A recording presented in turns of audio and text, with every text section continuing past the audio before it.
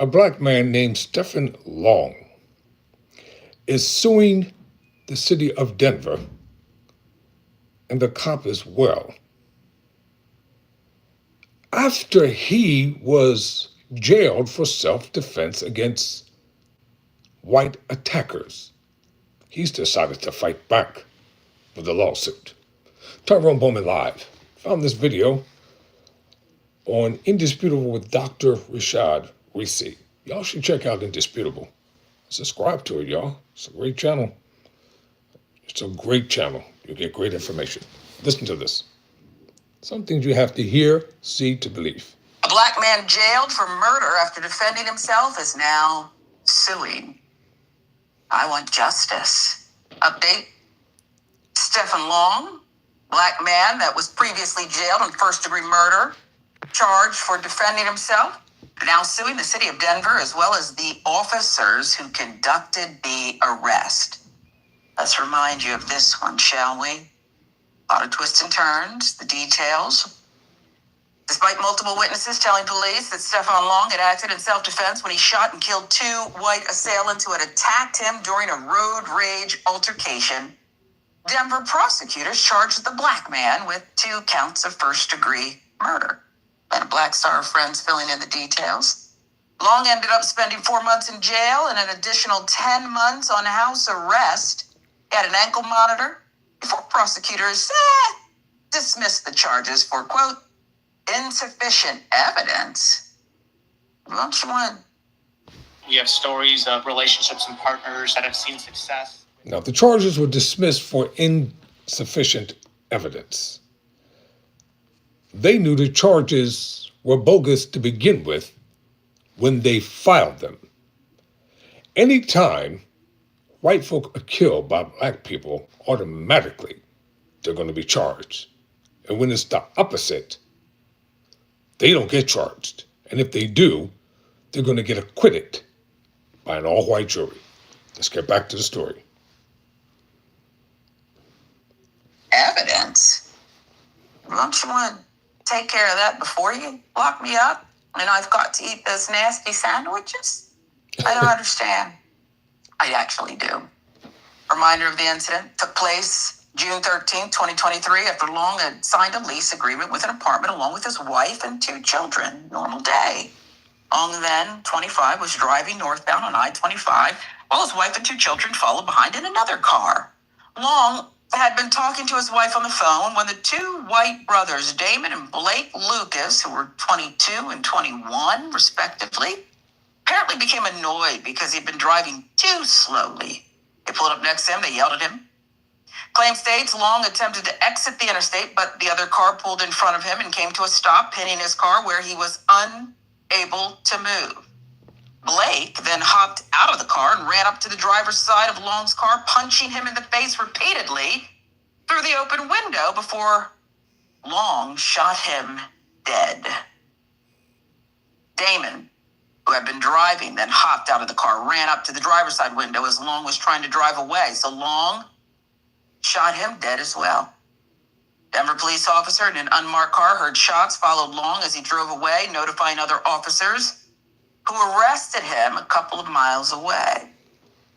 Now, despite the early evidence of self-defense, the Denver District Attorney's Office charged Long with 2 counts of first-degree murder. I know motive doesn't necessarily have to be a component of a crime, murder, but what would be the motive here? What would be the motive? Mr. Rogers. So he remained in jail, no bond, 4 months, as his family sought help from the Denver Justice Project, a nonprofit organization focused on criminal justice reform. The charges were eventually dismissed.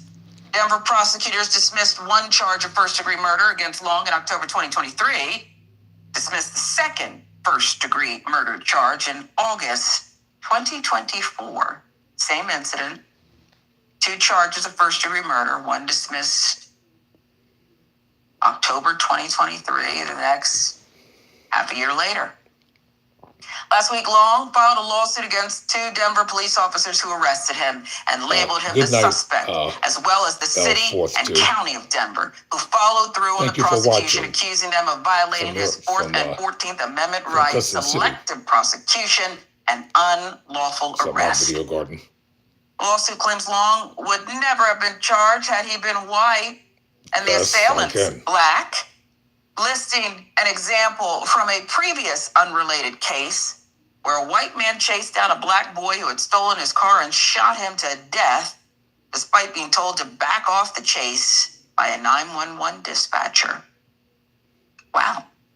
So Long issued a statement. This experience has been the most devastating chapter of my life, not just for me, but for my entire family, Long said in a statement released to local media last week. Being wrongfully charged with 2 counts of first-degree murder changed not just my life, but also the ones closest to me, my family. He continued, I was jailed, unable to be with my wife and our 2 young infants, leaving them behind while I fought for the chance to prove my innocence. The emotional and physical toll of that separation is something no innocent person should ever have to endure. The lawsuit is ongoing. This is an unfortunate, violent incident that, by proper accounts, Mr. Long did not begin. He ended it, the initial incident. It ended in the death of 2 people. I think more people have to sue. And I don't fault people who don't have the means, the will, the support. But this is, to me, so illustrative of what certain people face versus others of a different hue. What say you about the circumstances here, Tehran, and what Mr. Long is doing? This particular case is extremely complicated because it happened in the state of Colorado, which specifically does not have a stand your ground statute like so many other states in the United States, which we're familiar with, of course, Florida being the most famous. Now, before I begin, let me give my condolences to the Lucas family, losing 2 children, 21 and 23, so young. That's obviously extremely heartbreaking, especially since they got lost to the ideas of toxic masculinity and self-defense and gun violence and all the things that are so wrong in society a lot of times. Now, that being said, Mr. Long was charged with something that was clearly self-defense. They were the aggressors, the Lucas brothers. They attacked him.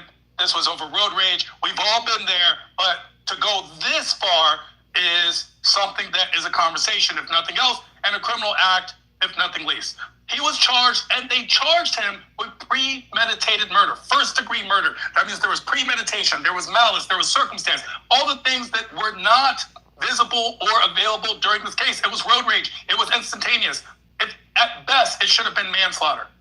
Did the city do that because it wanted to lay the foundation for Mr. Long getting off? They overcharged him with something that they knew they could not prove in order to have it dismissed. I don't know. That's something that's going to be apparent in the lawsuit.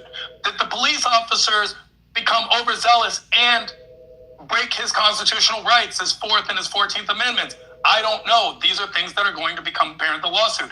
I do know that the law seems to always work for and or against black people and not always for or against white people, meaning that if there's a penalty subject, the black defendant will get the highest penalty while the white defendant will walk. Those are statistics. Those are true. I don't know if that's the case in this case, but we will find out. Yeah, we will. It does seem like when someone such as Mr. Long gets it to work, it has to be taken by force, the law does. Even under these obvious circumstances, witnesses, I would think there's cameras. I mean, because look at the society we live in, and yet this is what it took. This is what it takes.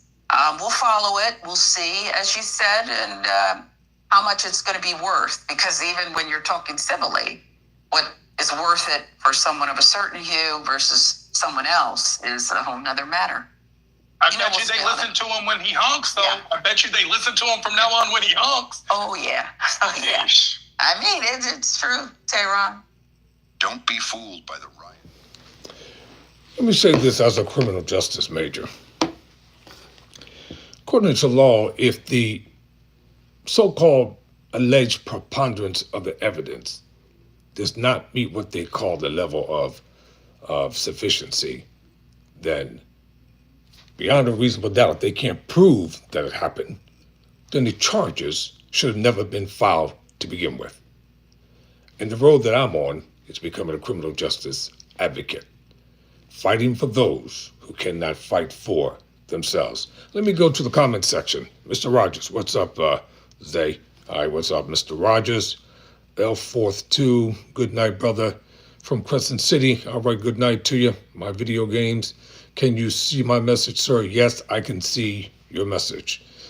Devil's Advocate, why isn't he suing the prosecutor who brought the original charges? Most likely he probably is suing the prosecutor. From what I heard, he's only suing the two arresting police officers. He's probably suing the prosecutors in their official capacity, suing the estate as a whole, and he's also suing the arresting officers. The officers knew when they came up on the scene what it was. But you know, like I know, in this nation and in this country, black people are always guilty, even before we get charged. And that's one reason why I'm becoming a lawyer, my brothers and sisters. I'll tell you my whole story one day. But for now, gotta go. Never surrender. Never quit.